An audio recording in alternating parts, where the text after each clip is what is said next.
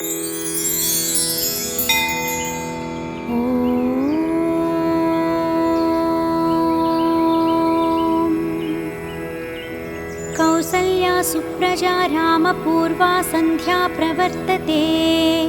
उत्तिष्ठ नरशार्दूला कर्तव्यं दैवमाह्निकम्। उत्तिष्ठोत्तिष्ठ गोविन्द उत्तिष्ठ गरुडध्वजा। उत्तिष्ठ कमलाकान्ता त्रैलोक्यं मङ्गलं कुरु। मातः समस्तजगतां मधुकैटभारे। वक्षो विहारिणि मनोहर दिव्यमूर्ते। श्रीस्वामिनि श्रितजनप्रियदानशीले। श्रीवेङ्कटेश दयिते तव सुप्रभातम्। तव सुप्रभातमरविन्दलोचने। भवतु प्रसन्नमुखचन्द्रमण्डले। विधिशङ्करेन्द्रवनिताभिरर्चिते। वृषशैलनाथ दयिते दयानिधे। अत्यादिसप्त ऋषयः समुपास्य सन्ध्याम्। आकाशसिन्धुकमलानि मनोहराणि। आदाय पादयुगमर्चयितुं प्रपन्नाः। शेषाद्रिशेखर विभो तव सुप्रभातम्।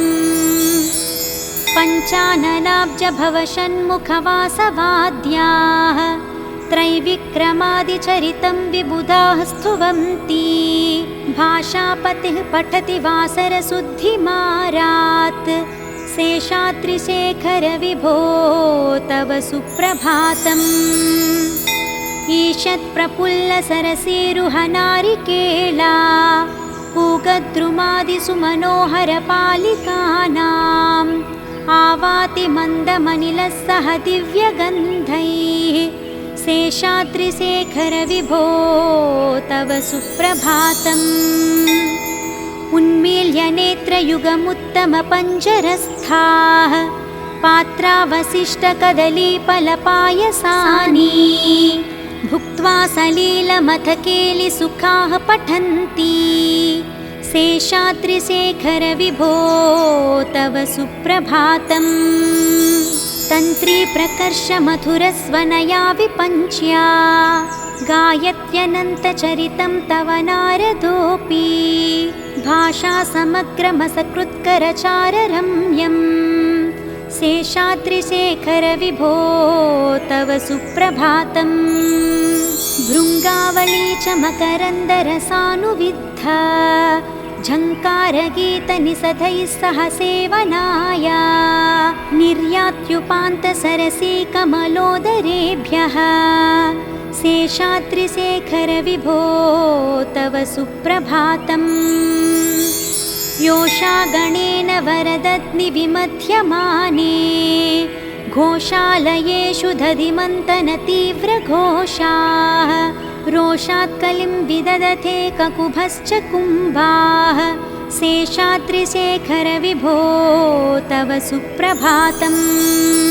पद्मे समित्रशतपत्रगतालिवर्गाः। हर्तुं श्रियं कुवलयस्य निजाङ्गलक्ष्म्या। भेरीनिनादमिव बिभ्रति तीव्रनादम्।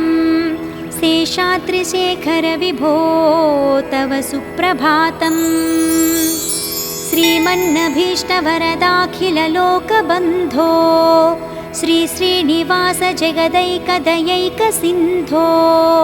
श्रीदेवतागृहभुजान्तर दिव्यमूर्ते। श्रीवेङ्कटाचलपते तव सुप्रभातम्। श्रीस्वामि पुष्करिणिकाप्लवनिर्मलाङ्गाः। श्रेयोर्धिनो हरविरिञ्च सनन्दनाद्याः। द्वारे वसन्ति वरवेत्रहतोत्तमाङ्गाः। श्रीवेङ्कटाचलपते तव सुप्रभातम्।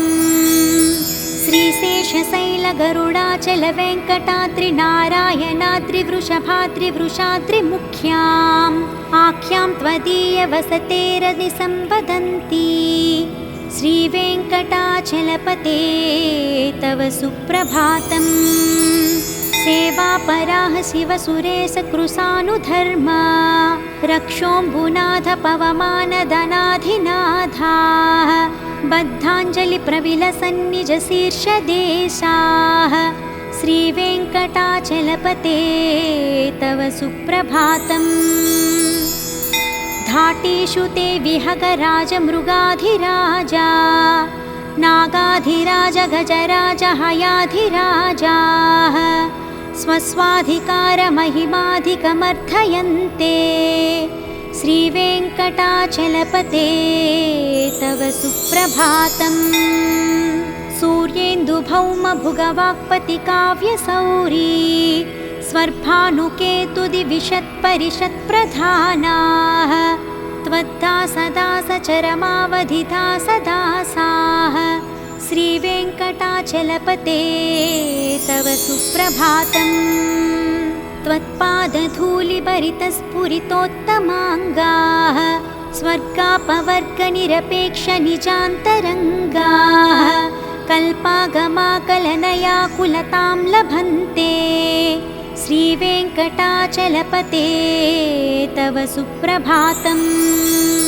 त्वद्गोपुराग्रशिखराणि निरीक्षमाणाः स्वर्गापवर्गपदवीं परमां श्रयन्तः मर्त्या मनुष्यभुवने मतिमाश्रयन्ते श्रीवेङ्कटाचलपते तव सुप्रभातम्।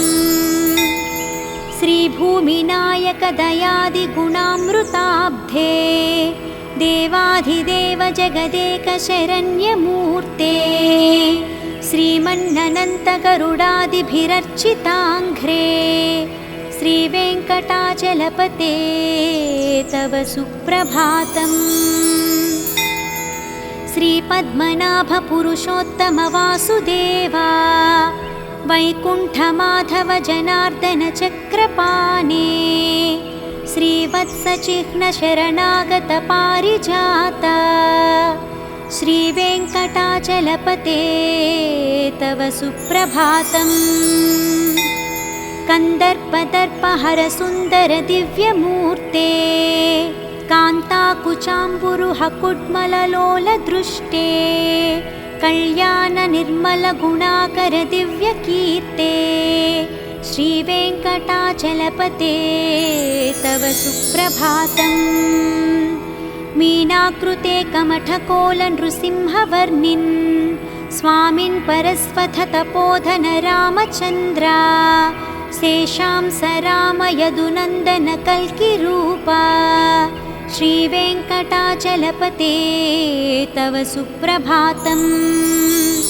येलालवङ्गघनसारसुगन्धतीर्थम् दिव्यं वियत्सरिति हेमघटेषु पूर्णम् धृत्वाद्यवैदिकशिखामणियः प्रहृष्टाः तिष्ठन्ति वेङ्कटपते तव सुप्रभातम्। भास्वानुदेति विकचानि सरोरुहानि सम्पूरयन्ति निनदैहिककुभो विहङ्गाः श्रीवैष्णवा सततमर्थितमङ्गलास्ते धामाश्रयन्ति तव वेङ्कटसुप्रभातम्। ब्रह्मादयः सुरवराः समहर्षहस्ते सन्तः सनन्दनमुखास्त्वदयोगिवर्याः धामान्तिके तव हि मङ्गलवस्तुहस्ताः श्रीवेङ्कटाचलपते तव सुप्रभातम्। लक्ष्मीनिवासनिरवध्यगुणैकसिन्धो संसारसागरसमुत्तरणैकसेतो वेदान्तवेद्य निजवैभवभक्तभोग्य श्रीवेङ्कटाचलपते तव सुप्रभातम्। इत्थं वृषाचलपतेरिह सुप्रभातम्।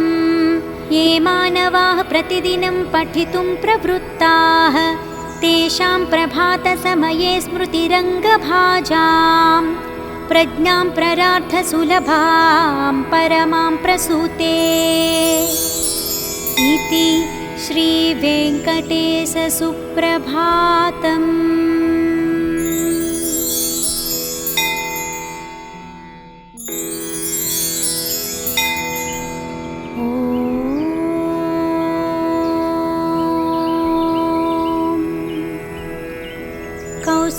सुप्रजा रामपूर्वा सन्ध्या प्रवर्तते। उत्तिष्ठ नरशार्दूला कर्तव्यं दैवमाह्निकम्। उत्तिष्ठोत्तिष्ठ गोविन्द उत्तिष्ठ गरुडध्वजा। उत्तिष्ठ कमलाकान्ता त्रैलोक्यं मङ्गलं कुरु। मातः समस्तजगतां मधुकैटभारे। वक्षो विहारिणि मनोहर दिव्यमूर्ते। श्रीस्वामिनि श्रितजनप्रियदानशीले। श्रीवेङ्कटेश दयिते तव सुप्रभातम्। तव सुप्रभातमरविन्दलोचने। भवतु प्रसन्नमुखचन्द्रमण्डले। विधिशङ्करेन्द्रवनिताभिरर्चिते। वृषशैलनाथ दयिते दयानिधे। अत्यादिसप्त ऋषयः समुपास्य सन्ध्याम्। आकाशसिन्धुकमलानि मनोहराणि। आदाय पादयुगमर्चयितुं प्रपन्नाः। शेषाद्रिशेखर विभो तव सुप्रभातम्। पञ्चाननाब्ज भवषण्मुखवासवाद्याः। त्रैविक्रमादिचरितं विबुधाः स्तुवन्ति। भाषापतिः पठति वासरशुद्धिमारात्। शेषाद्रिशेखर विभो तव सुप्रभातम्। ईषत्प्रफुल्लसरसीरुहनारिकेला। पूगद्रुमादिषु मनोहरपालिकानाम्। आवाति मन्दमनिलः सह दिव्यगन्धैः। शेषाद्रिशेखर विभो तव सुप्रभातम्। उन्मील्य नेत्रयुगमुत्तमपञ्जरस्थाः। पात्रावशिष्टकदलीफलपायसानि। भुक्त्वा सलीलमथकेलिसुखाः पठन्ति। शेषाद्रिशेखर विभो तव सुप्रभातम्। तन्त्री प्रकर्ष मधुरस्वनया विपञ्च्या। गायत्यनन्तचरितं तव नारदोऽपि। भाषा समग्रमसकृत्करचाररम्यम्। शेषाद्रिशेखर विभो तव सुप्रभातम्। भृङ्गावली च मकरन्दरसानुविद्धा। झङ्कारगीतनिषधैः सह सेवनाय। निर्यात्युपान्तसरसीकमलोदरेभ्यः। शेषाद्रिशेखर विभो तव सुप्रभातम्। योषा गणेन वरदग्निविमध्यमाने। घोषालयेषु दधिमन्तनतीव्रघोषाः। रोषात् कलिं विदधते ककुभश्च कुम्भाः। शेषाद्रिशेखर विभो तव सुप्रभातम्। पद्मे समित्रशतपत्रगतालिवर्गाः। हर्तुं श्रियं कुवलयस्य निजाङ्गलक्ष्म्या। भेरीनिनादमिव बिभ्रति तीव्रनादम्। शेषाद्रिशेखर विभो तव सुप्रभातम्। श्रीमन्नभीष्टवरदाखिललोकबन्धो। श्रीश्रीनिवास जगदैकदयैकसिन्धो। श्रीदेवतागृहभुजान्तरदिव्यमूर्ते। श्रीवेङ्कटाचलपते तव सुप्रभातम्। श्रीस्वामि पुष्करिणिकाप्लवनिर्मलाङ्गाः। श्रेयोर्धिनो हरविरिञ्च सनन्दनाद्याः। द्वारे वसन्ति वरवेत्रहतोत्तमाङ्गाः। श्रीवेङ्कटाचलपते तव सुप्रभातम्। श्रीशेषशैलगरुडाचलवेङ्कटाद्रिनारायणाद्रिवृषभाद्रिवृषाद्रिमुख्याम्। आख्यां त्वदीयवसतेरनिसंवदन्ति। श्रीवेङ्कटाचलपते तव सुप्रभातम्। सेवापराः शिवसुरेशकृशानुधर्मा। रक्षोऽम्बुनाथ पवमानदनाधिनाथाः बद्धाञ्जलिप्रविलसन्निजशीर्षदेशाः श्रीवेङ्कटाचलपते तव सुप्रभातम्। घाटेषु ते विहगराजमृगाधिराजा नागाधिराज गजराज हयाधिराजाः स्वस्वाधिकारमहिमाधिकमर्थयन्ते श्रीवेङ्कटाचलपते तव सुप्रभातम्। सूर्येन्दुभौमभुगवाक्पतिकाव्यसौरी स्वर्भानुकेतुदिविशत्परिषत्प्रधानाः त्वद्दासदासचरमावधिदासदासाः श्रीवेङ्कटाचलपते तव सुप्रभातम्। त्वत्पादधूलिभरितस्फुरितोत्तमाङ्गाः स्वर्गापवर्गनिरपेक्षनिजान्तरङ्गाः कल्पागमाकलनयाकुलतां लभन्ते श्रीवेङ्कटाचलपते तव सुप्रभातम्। त्वद्गोपुराग्रशिखराणि निरीक्षमाणाः स्वर्गापवर्गपदवीं परमां श्रयन्तः मर्त्या मनुष्यभुवने मतिमाश्रयन्ते श्रीवेङ्कटाचलपते तव सुप्रभातम्। श्रीभूमिनायकदयादिगुणामृताब्धे देवाधिदेव जगदेकशरण्यमूर्ते श्रीमन्ननन्तगरुडादिभिरर्चिताङ्घ्रे श्रीवेङ्कटाचलपते तव सुप्रभातम्। श्रीपद्मनाभपुरुषोत्तमवासुदेवा वैकुण्ठमाधव जनार्दन चक्रपाणे श्रीवत्सचिह्नशरणागत पारिजात श्रीवेङ्कटाचलपते तव सुप्रभातम्। कन्दर्पदर्पहरसुन्दर दिव्यमूर्ते कान्ताकुचाम्बुरुहकुड्मललोलदृष्टे कल्याणनिर्मलगुणाकर दिव्यकीर्ते श्रीवेङ्कटाचलपते तव सुप्रभातम्।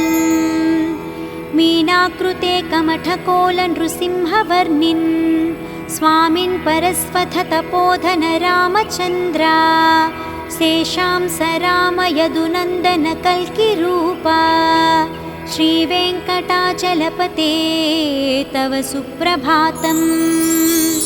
येलालवङ्गघनसारसुगन्धतीर्थम् दिव्यं वियत्सरिति हेमघटेषु पूर्णम् धृत्वाद्यवैदिकशिखामणियः प्रहृष्टाः तिष्ठन्ति वेङ्कटपते तव सुप्रभातम्।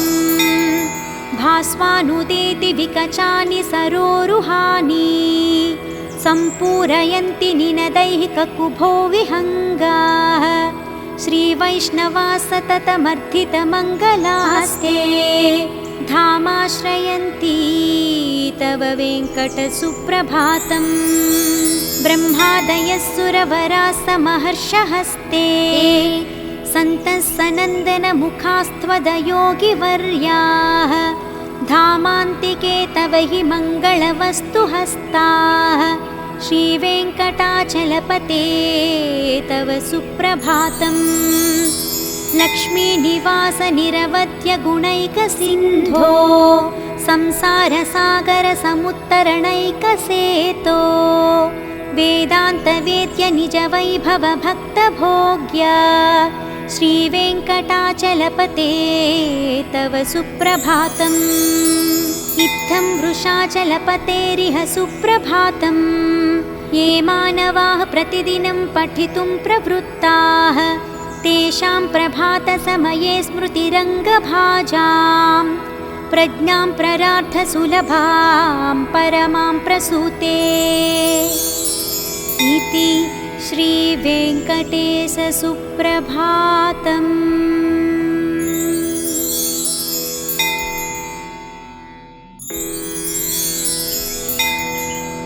ॐ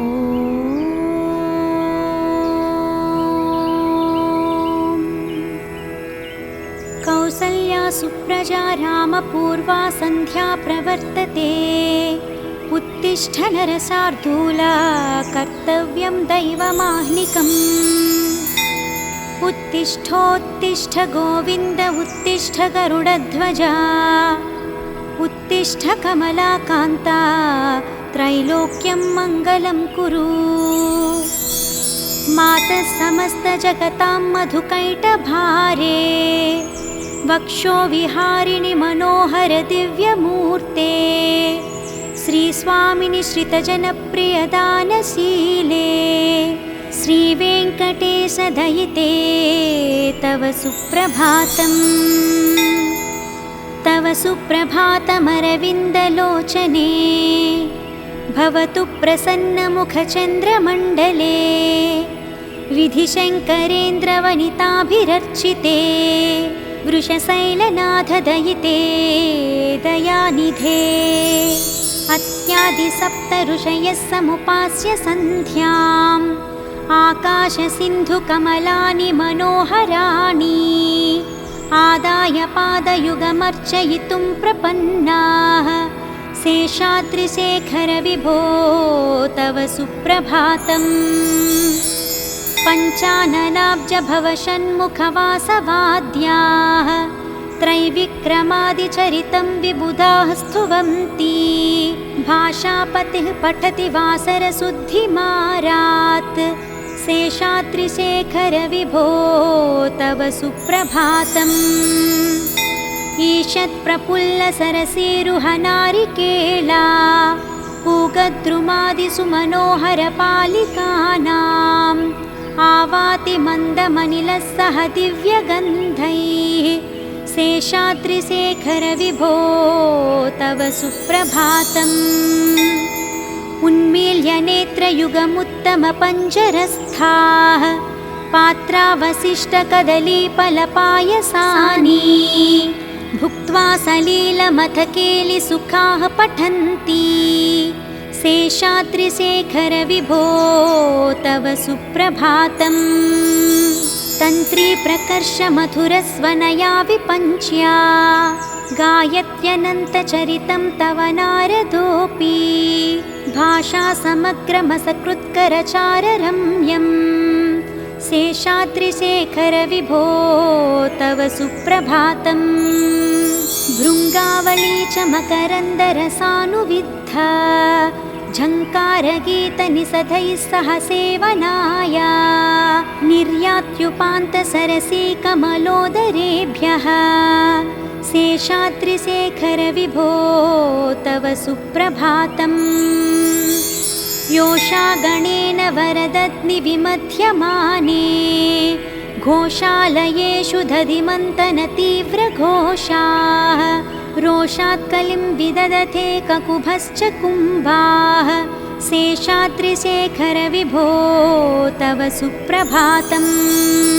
पद्मे समित्रशतपत्रगतालिवर्गाः। हर्तुं श्रियं कुवलयस्य निजाङ्गलक्ष्म्या। भेरीनिनादमिव बिभ्रति तीव्रनादम्। शेषाद्रिशेखर विभो तव सुप्रभातम्। श्रीमन्नभीष्टवरदाखिललोकबन्धो। श्रीश्रीनिवास जगदैकदयैकसिन्धो। श्रीदेवतागृहभुजान्तरदिव्यमूर्ते। श्रीवेङ्कटाचलपते तव सुप्रभातम्। श्रीस्वामि पुष्करिणिकाप्लवनिर्मलाङ्गाः। श्रेयोर्धिनो हरविरिञ्च सनन्दनाद्याः। द्वारे वसन्ति वरवेत्रहतोत्तमाङ्गाः। श्रीवेङ्कटाचलपते तव सुप्रभातम्। श्रीशेषशैलगरुडाचलवेङ्कटाद्रिनारायणाद्रिवृषभाद्रिवृषाद्रिमुख्याम्। आख्यां त्वदीयवसतेरदिसंवदन्ति। श्रीवेङ्कटाचलपते तव सुप्रभातम्। सेवापराः शिवसुरेशकृशानुधर्मा। रक्षोऽम्बुनाथ पवमानदनाधिनाथाः बद्धाञ्जलिप्रविलसन्निजशीर्षदेशाः श्रीवेङ्कटाचलपते तव सुप्रभातम्। घाटेषु ते विहगराजमृगाधिराजा नागाधिराज गजराज हयाधिराजाः स्वस्वाधिकारमहिमाधिकमर्थयन्ते श्रीवेङ्कटाचलपते तव सुप्रभातम्। सूर्येन्दुभौमभुगवाक्पतिकाव्यसौरी स्वर्भानुकेतुदिविशत्परिषत्प्रधानाः त्वद्दासदासचरमावधिदासदासाः श्रीवेङ्कटाचलपते तव सुप्रभातम्।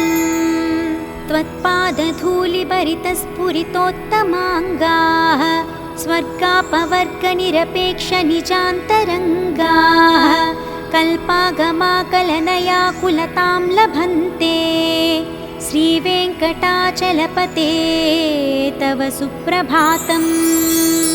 त्वद्गोपुराग्रशिखराणि निरीक्षमाणाः स्वर्गापवर्गपदवीं परमां श्रयन्तः मर्त्या मनुष्यभुवने मतिमाश्रयन्ते श्रीवेङ्कटाचलपते तव सुप्रभातम्।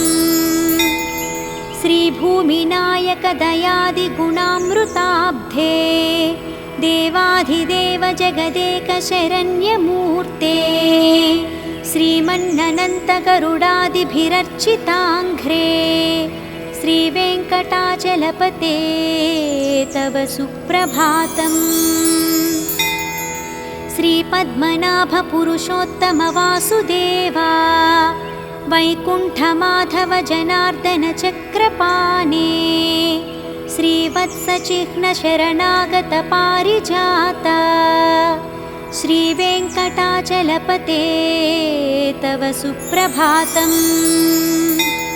कन्दर्पदर्पहरसुन्दर दिव्यमूर्ते कान्ताकुचाम्बुरुहकुड्मललोलदृष्टे कल्याणनिर्मलगुणाकर दिव्यकीर्ते श्रीवेङ्कटाचलपते तव सुप्रभातम्। मीनाकृते कमठकोलनृसिंहवर्णिन् स्वामिन् परस्वथतपोधन रामचन्द्रा शेषां स राम यदुनन्दन कल्किरूपा श्रीवेङ्कटाचलपते तव सुप्रभातम्।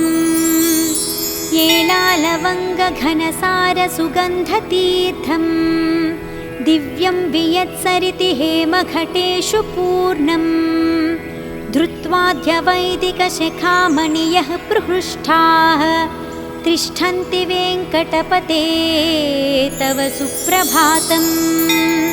भास्वानुदेति विकचानि सरोरुहानि सम्पूरयन्ति निनदैहिककुभो विहङ्गाः श्रीवैष्णवा सततमर्थितमङ्गलास्ते धामाश्रयन्ति तव वेङ्कटसुप्रभातम्। ब्रह्मादयः सुरवराः समहर्षहस्ते सन्तः सनन्दनमुखास्त्वदयोगिवर्याः धामान्तिके तव हि मङ्गलवस्तुहस्ताः श्रीवेङ्कटाचलपते तव सुप्रभातम्। लक्ष्मीनिवासनिरवध्यगुणैकसिन्धो संसारसागरसमुत्तरणैकसेतो वेदान्तवेद्य निजवैभवभक्तभोग्य श्रीवेङ्कटाचलपते तव सुप्रभातम्। इत्थं वृषाचलपतेरिह सुप्रभातम्। ये मानवाः प्रतिदिनं पठितुं प्रवृत्ताः तेषां प्रभातसमये स्मृतिरङ्गभाजां प्रज्ञां प्ररार्थसुलभां परमां प्रसु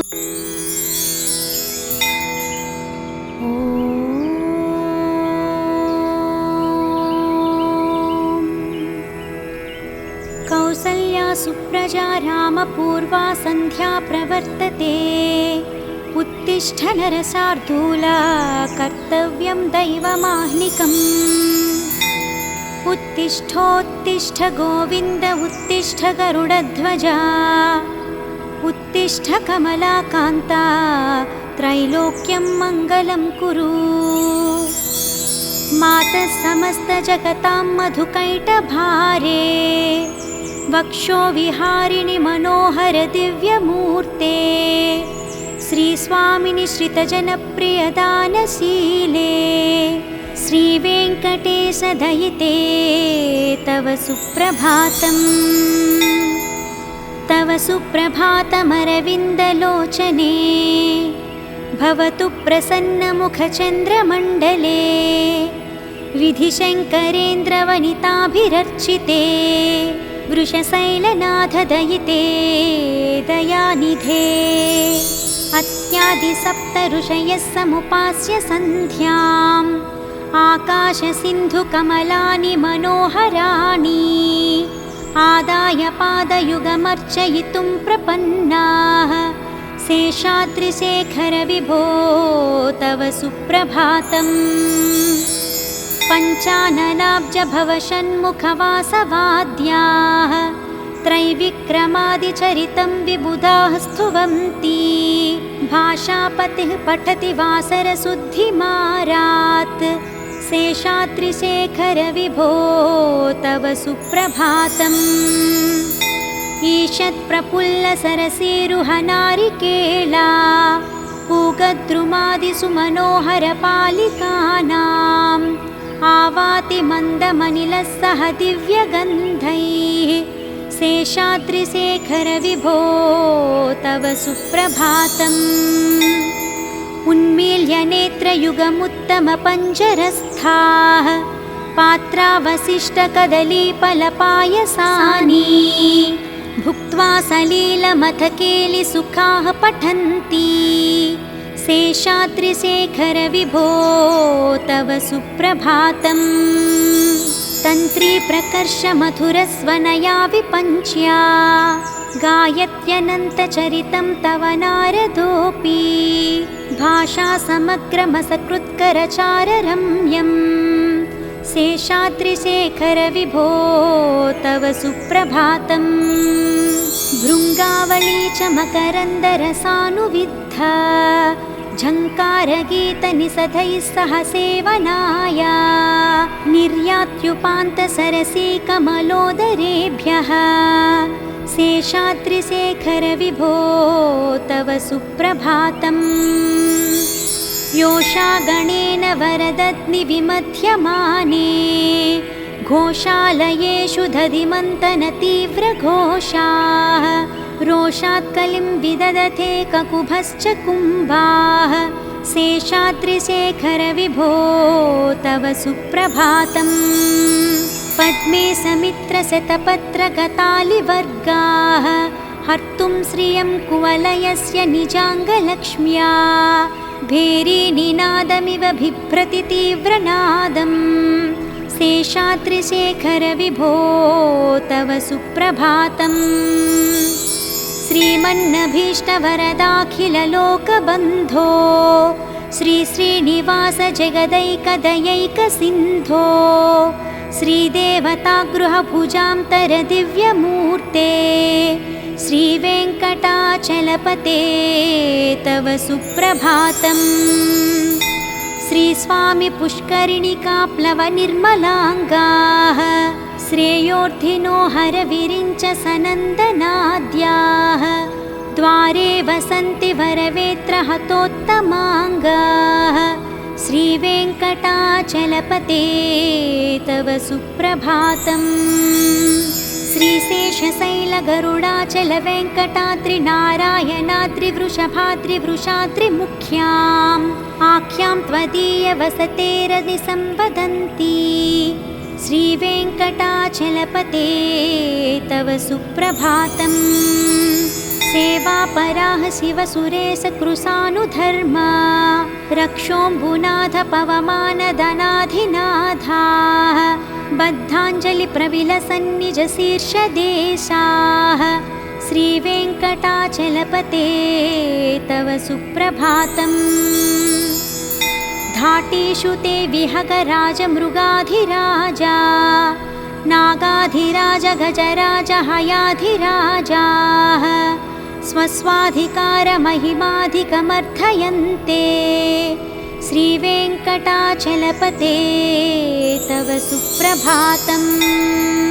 सूर्येन्दुभौमभुगवाक्पतिकाव्यसौरी स्वर्भानुकेतुदिविशत्परिषत्प्रधानाः त्वद्दासदासचरमावधिदासदासाः श्रीवेङ्कटाचलपते तव सुप्रभातम्। त्वत्पादधूलिभरितस्फुरितोत्तमाङ्गाः स्वर्गापवर्गनिरपेक्षनिजान्तरङ्गाः कल्पागमाकलनयाकुलतां लभन्ते। श्रीवेङ्कटाचलपते तव सुप्रभातम्। त्वद्गोपुराग्रशिखराणि निरीक्षमाणाः स्वर्गापवर्गपदवीं परमां श्रयन्तः मर्त्या मनुष्यभुवने मतिमाश्रयन्ते। श्रीवेङ्कटाचलपते तव सुप्रभातम्। श्रीभूमिनायकदयादिगुणामृताब्धे देवाधिदेव जगदेकशरण्यमूर्ते श्रीमन्ननन्तगरुडादिभिरर्चिताङ्घ्रे श्रीवेङ्कटाचलपते तव सुप्रभातम्। श्रीपद्मनाभपुरुषोत्तमवासुदेवा वैकुण्ठमाधव जनार्दन चक्रपाणे श्रीवत्सचिह्नशरणागतपारिजात श्रीवेङ्कटाचलपते तव सुप्रभातम्। कन्दर्पदर्पहरसुन्दरदिव्यमूर्ते कान्ताकुचाम्बुरुहकुड्मललोलदृष्टे कल्याणनिर्मलगुणाकरदिव्यकीर्ते श्रीवेङ्कटाचलपते तव सुप्रभातम्। मीनाकृते कमठकोलनृसिंहवर्णिन् स्वामिन् परस्वथतपोधन रामचन्द्रा शेषां स रामयदुनन्दन कल्किरूपा श्रीवेङ्कटाचलपते तव सुप्रभातम्। येलालवङ्गघनसारसुगन्धतीर्थं दिव्यं वियत्सरिति हेमघटेषु पूर्णं धृत्वाद्यवैदिकशिखामणियः प्रहृष्टाः तिष्ठन्ति वेङ्कटपते तव सुप्रभातम्। भास्वानुदेति विकचानि सरोरुहानि सम्पूरयन्ति निनदैः ककुभो विहङ्गाः श्रीवैष्णवा सततमर्थितमङ्गलास्ते धामाश्रयन्ति तव वेङ्कटसुप्रभातम्। ब्रह्मादयः सुरवराः समहर्षहस्ते सन्तः सनन्दनमुखास्त्वदयोगिवर्याः धामान्तिके तव हि मङ्गलवस्तुहस्ताः श्रीवेङ्कटाचलपते तव सुप्रभातम्। लक्ष्मीनिवासनिरवध्यगुणैकसिन्धो संसारसागरसमुत्तरणैकसेतो वेदान्तवेद्यनिजवैभवभक्तभोग्य श्रीवेङ्कटाचलपते तव सुप्रभातम्। इत्थं वृषाचलपतेरिह सुप्रभातम्। ये मानवाः प्रतिदिनं पठितुं प्रवृत्ताः तेषां प्रभातसमये स्मृतिरङ्गभाजां प्रज्ञां प्ररार्थसुलभां परमां प्रसूते इति श्रीवेङ्कटेशसुप्रभातम्।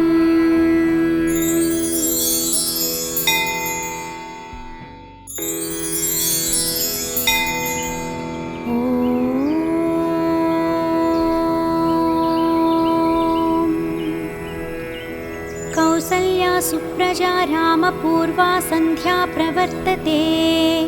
उत्तिष्ठ नरशार्दूला कर्तव्यं दैवमाह्निकम्। उत्तिष्ठोत्तिष्ठ गोविन्द उत्तिष्ठ गरुडध्वजा। उत्तिष्ठ कमलाकान्ता त्रैलोक्यं मङ्गलं कुरु। मातः समस्तजगतां मधुकैटभारे। वक्षो विहारिणि मनोहर दिव्यमूर्ते। श्रीस्वामिनि श्रितजनप्रियदानशीले।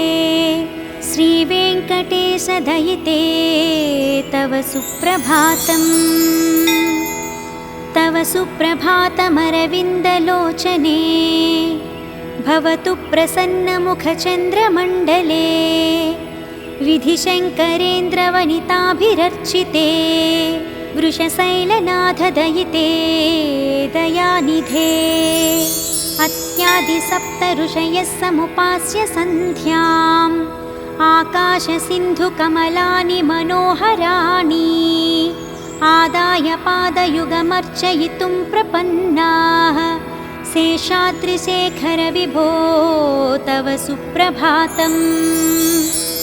पञ्चाननाब्जभवषण्मुखवासवाद्याः। त्रैविक्रमादिचरितं विबुधाः स्तुवन्ति। भाषापतिः पठति वासरशुद्धिमारात्। शेषाद्रिशेखर विभो तव सुप्रभातम्। ईषत्प्रफुल्लसरसीरुहनारिकेला। पूगद्रुमादिसुमनोहरपालिकानाम्। आवाति मन्दमनिलः सह दिव्यगन्धैः। शेषाद्रिशेखर विभो तव सुप्रभातम्। उन्मील्य नेत्रयुगमुत्तमपञ्जरस्थाः। पात्रावशिष्टकदलीफलपायसानि। भुक्त्वा सलीलमथकेलिसुखाः पठन्ति। शेषाद्रिशेखर विभो तव सुप्रभातम्। तन्त्री प्रकर्ष मधुरस्वनया विपञ्च्या। गायत्यनन्तचरितं तव नारदोऽपि। भाषा समग्रमसकृत्करचाररम्यम्। शेषाद्रिशेखर विभो तव सुप्रभातम्।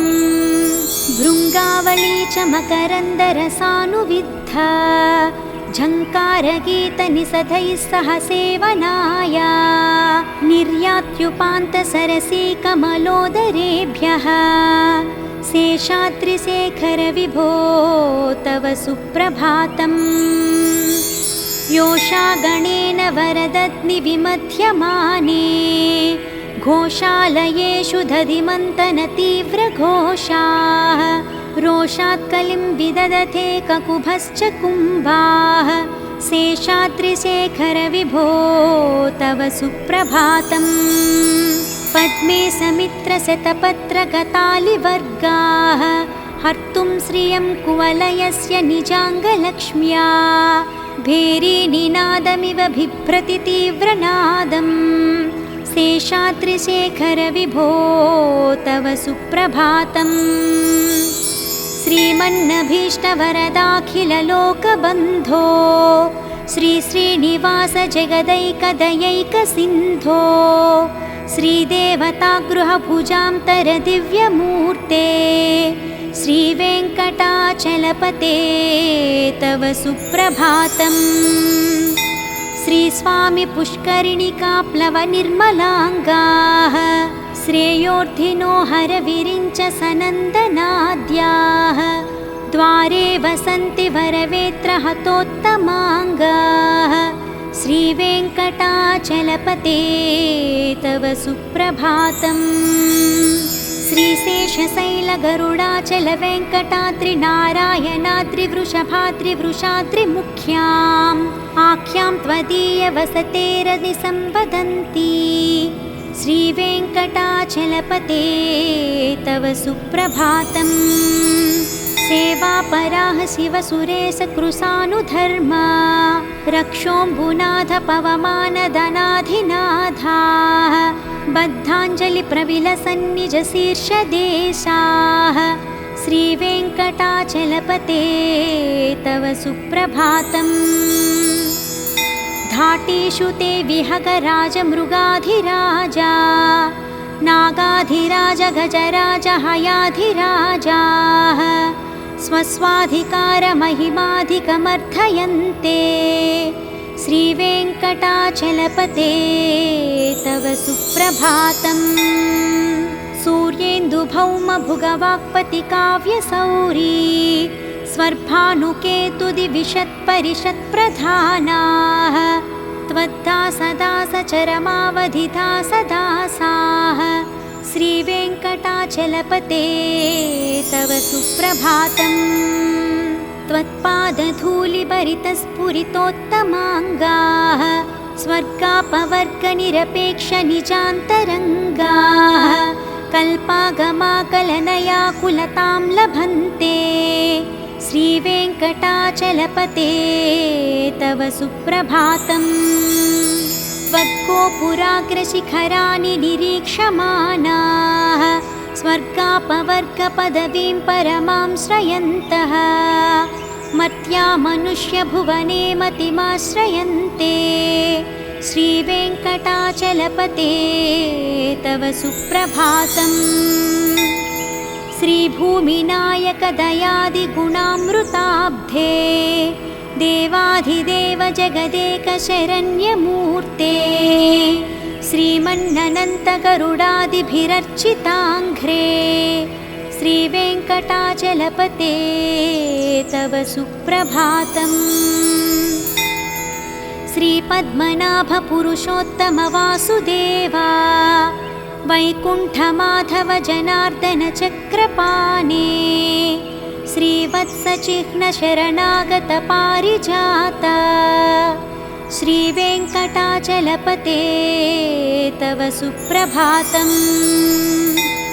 कन्दर्पदर्पहरसुन्दरदिव्यमूर्ते कान्ताकुचाम्बुरुहकुड्मललोलदृष्टे कल्याणनिर्मलगुणाकरदिव्यकीर्ते श्रीवेङ्कटाचलपते तव सुप्रभातम्।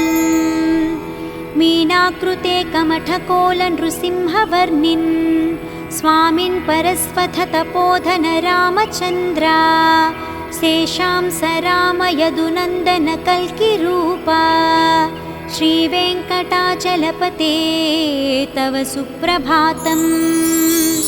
येलालवङ्गघनसारसुगन्धतीर्थं दिव्यं वियत्सरिति हेमघटेषु पूर्णं धृत्वाद्यवैदिकशिखामणियः प्रहृष्टाः तिष्ठन्ति वेङ्कटपते तव सुप्रभातम्। भास्वानुदेति विकचानि सरोरुहानि सम्पूरयन्ति निनदैः ककुभो विहङ्गाः श्रीवैष्णवा सततमर्थितमङ्गलास्ते धामाश्रयन्ति तव वेङ्कटसुप्रभातम्। ब्रह्मादयः सुरवराः समहर्षहस्ते सन्तः सनन्दनमुखास्त्वदयोगिवर्याः धामान्तिके तव हि मङ्गलवस्तुहस्ताः श्रीवेङ्कटाचलपते तव सुप्रभातम्। लक्ष्मीनिवासनिरवध्यगुणैकसिन्धो संसारसागरसमुत्तरणैकसेतो वेदान्तवेद्यनिजवैभवभक्तभोग्य श्रीवेङ्कटाचलपते तव सुप्रभातम्। इत्थं वृषाचलपतेरिह सुप्रभातम्। ये मानवाः प्रतिदिनं पठितुं प्रवृत्ताः तेषां प्रभातसमये स्मृतिरङ्गभाजां प्रज्ञां प्ररार्थसुलभां परमां प्रसूते इति श्रीवेङ्कटेशसुप्रभातम्।